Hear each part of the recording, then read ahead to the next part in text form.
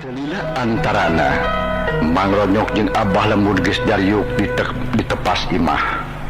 Nyahaja didinya ngerah buni pajarkeun teh. Bisi aya semah sejen nu ngaganggu.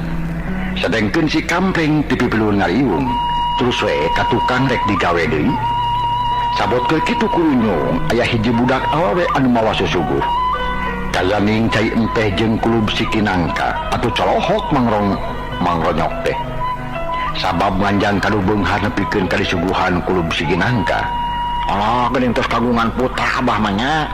Sabaraha siki sareng Abah meni baru kitu eta aduh mata kresepnya cek mangronyok bari jeung diteup ka budak awewe nu umur kira-kira 10 tahunan. Tapi nanya bari jeung nyindiran si kinangka untung Bah lembut teu ngartieun. Geus boga euy. Malahan mah kecilu kabehna mah. Nyok. Tapi nu baradag mah teu bertahan di dunya.